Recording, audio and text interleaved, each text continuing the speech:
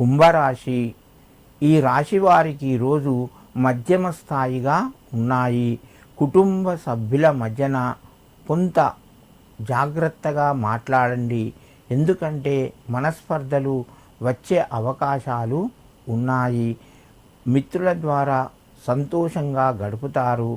సమయానికి కొంత డబ్బు చేతికి వస్తుంది.